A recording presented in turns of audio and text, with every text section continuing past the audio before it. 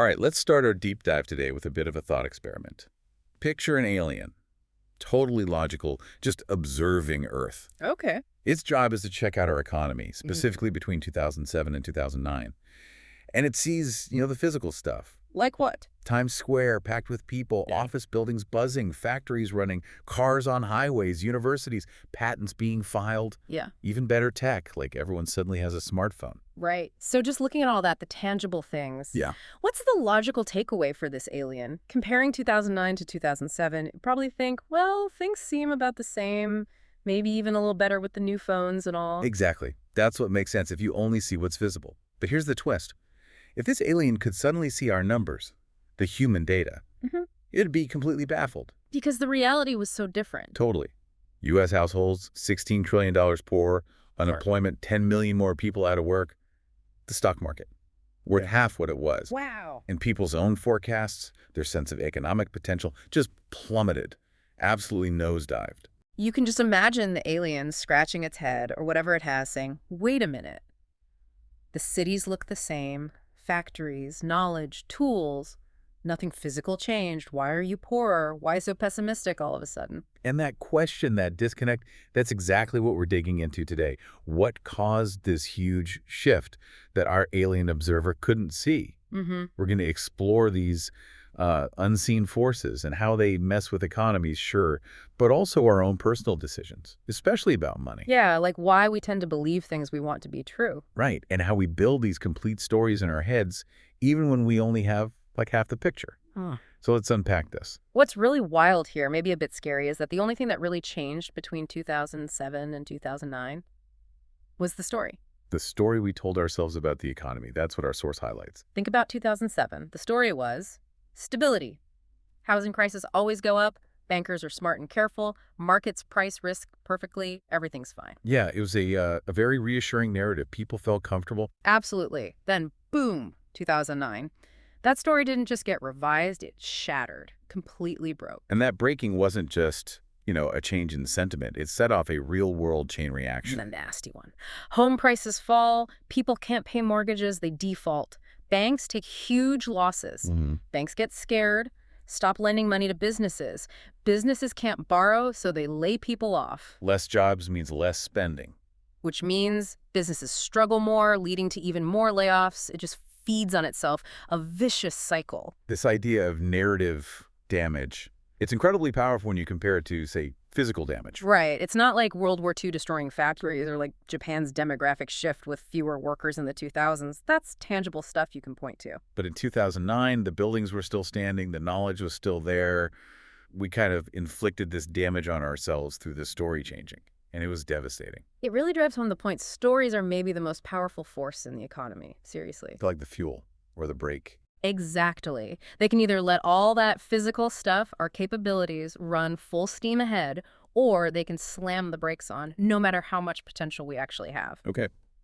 And this brings us to a really key idea for, dealing with a world driven by these stories, especially with your money. Which is? It connects psychology and finance directly. The more you desperately want something to be true, the more likely you are to grab onto any story, even a flimsy one, that tells you the odds are good. It's a human thing. That makes sense. It's not just about numbers. No. There's this great example in a documentary, How to Live Forever. They asked a centenarian about her happiest day. She Wow. said Armistice Day, end of World War I. Why? Because we knew, she said, there would be no more wars ever again. Oh, wow. That's poignant. Yeah. And just 21 years later, World War II starts. Kills 75 million people. That desire for peace was so intense, it created a belief, a story that just wasn't reality. You really see how desperation fuels belief there. It reminds me of that quote from Ali Hajaji in Yemen. Yeah, the folk remedy story. Right. His son was sick. They tried this folk cure with a burning stick. And he told the reporter, when you have no money and your son is sick, you'll believe anything. Chilling. And it echoes through history, right? Think about medicine before science really kicked in. Bloodletting, starvation. Yeah, or drilling holes in people's heads. And Daniel Defoe wrote about the Great Plague in London, 1722. People were desperate. They rushed to buy infallible preventative pills and sovereign cordials, anything that promised hope. because a real solution wasn't available or known. Hmm. So you grab onto whatever story offers relief, Exactly. And this plays out constantly in finance. like with, say, TV investment gurus. People watch them even if their track record is questionable. Why? Well, think about the potential payoff. Investing feels high stakes. Even if there's only like a tiny 1% chance, some wild prediction could make you rich. Listening feels almost rational, just in case. Right. And then, once you choose a side, maybe you buy a certain stock or you're convinced inflation is about to explode, you're invested, not just financially, but mentally, emotionally. You want your team to win. You want your tribe, your chosen narrative to be the absolute truth, even if it's based on a long shot.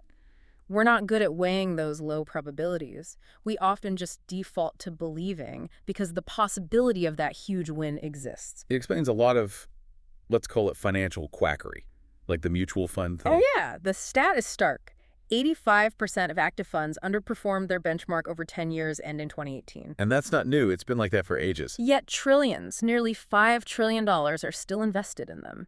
It defies simple logic if you only look at the numbers. Or look at Bernie Madoff. Hindsight makes the red flag seem obvious, right? Totally. Returns that never varied, this tiny unknown auditor, all the secrecy. But he raised billions from smart, sophisticated people. Why? Because, as the source says, he told a good story and people wanted to believe it. His story perfectly matched their desire for safe, high returns. So the takeaway here seems to be skepticism Yeah. and maybe planning for things to go wrong. Yes. When a story, especially a financial one, sounds too good to be true, your best defense isn't finding more data to confirm it. It's having that healthy skepticism and, crucially, building in room for error. A buffer. A big buffer.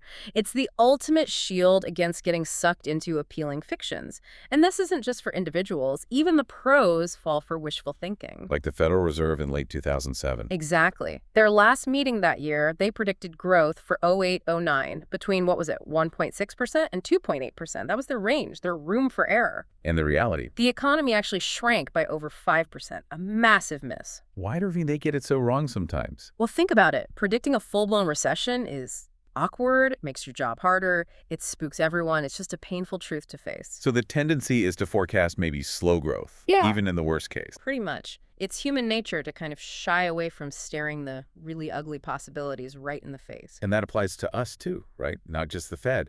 If I think a recession's coming and sell all my stocks, Suddenly, your whole view of the economy gets skewed. You need the recession to happen to prove you were right. so every negative news story looks like proof. Yeah, you start seeing confirmation everywhere, not because it's objectively there, but because you're looking for it. You want your decision to be validated. Okay, so how do we protect ourselves from this? From falling for stories we want to believe? It comes back to those key ideas. Room for error, flexibility, and financial independence. They sound simple, but they're vital. They're your safety net. Exactly. The bigger the gap between what you wish were true and what actually needs to be true for your plan to work, the safer you are. That buffer Huh. protects you. So that's the first big theme. Mhm. How much our desires shape our beliefs. What's the next piece of this puzzle? It's related. The second core idea is this. We all see the world incompletely, we just don't have all the information. Makes sense. And this is the key part, we still form a complete narrative in our heads to fill in those missing pieces. Like we stitch together a full story, even with gaps in the fabric. Perfectly put. Our source uses a great analogy. Think about a 1-year-old baby. Okay. Cute, but clueless about economics. Exactly. She has zero concept of jobs, bills, mortgages, the Fed. Trying to explain any of it is pointless. Right. But is her world dark and confusing to her? No. She's built her own internal story that makes perfect sense to her. Like blankets are warm, mom's cuddles are safe, food tastes good. Precisely. It's a coherent narrative based on her limited experience. And crucially, she doesn't know what she doesn't know. The gaps don't bother her. And you're saying we all do that, even as adults. All of us. We navigate the world using our own mental models, our own limited experiences. We look for causes and effects that make sense within our framework. And we're often wrong because that framework is incomplete. Often, yes. We just know less than we think we do. This even happens in fields like history, which seems objective. Right, you mentioned the historian B.H. Liddell Hart. What was his take? He said something like, the sheer amount of historical evidence is overwhelming. So historians have to select. And where there's selection, there's art, there's interpretation. So people read history not just for facts, but maybe to confirm what they already believe. Often, yeah. We look for stories that fit our view and tend to ignore the inconvenient bits. We want to feel like we're on the right side looking back. Daniel Kahneman, the psychologist, had something to say about this too, about hindsight. He did. He pointed out that hindsight, our ability to explain the past after it happened, gives us this powerful illusion that the world is more knowable than it is. So because we can tell a story about why something happened yesterday, we feel like we understand the world better than we do. Exactly.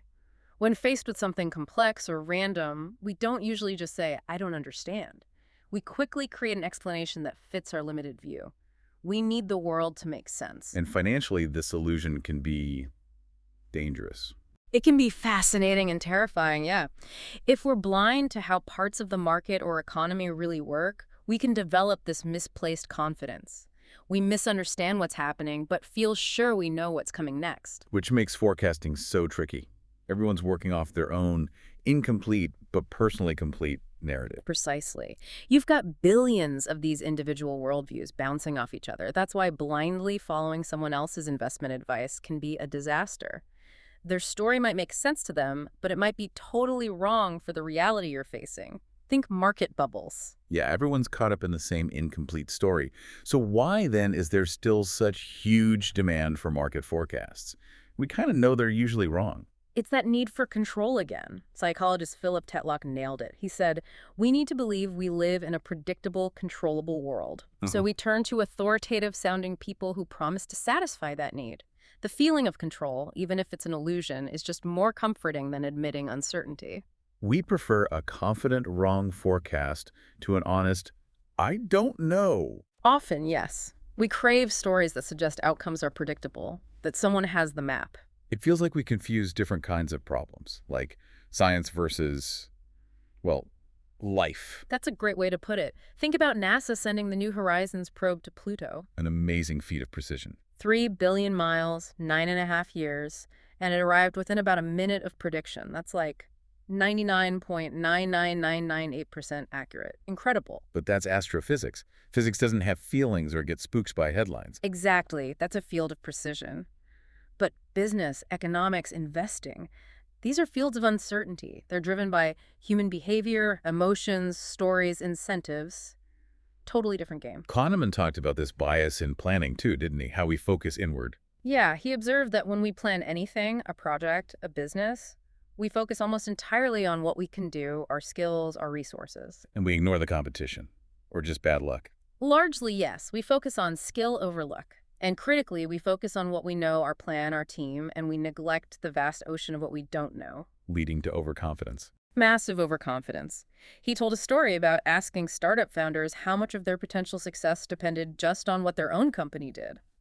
And they said. Almost always 80% or more. But that can't be right. Success depends hugely on competitors, market shifts, regulations, things totally outside their control. But they focus on their own plan, the part they know. They build a complete narrative about their future success. Without fully realizing how much is missing from that story. And just like that one-year-old baby, we don't walk around feeling lost or confused by what we don't know. Not usually, no. We construct these complete narratives because, honestly, how else could we function? How could you make any decision if you were constantly paralyzed by the infinite things you don't know? We need the world to feel like it makes sense. So let's bring it back to our alien at the start. Okay. He sees the tangible stuff, feels confident he understands the economy, but he's completely wrong. Because he can't see the invisible layer. The story is inside everyone's heads. And that alien, that's basically all of us, isn't it? Operating with our own limited view. It really is. We're all confident in our own narratives, often without realizing how incomplete they are. So the final thought to leave everyone with today is this. Since we all have these incomplete views and we fill the gaps with powerful stories, maybe take a moment to consider your own big decisions, especially around money. Ask yourself, what unseen stories might be driving my choices? What narratives am I telling myself? And maybe the path to more control isn't just about getting more data, but about questioning those stories themselves. A powerful thought to reflect on.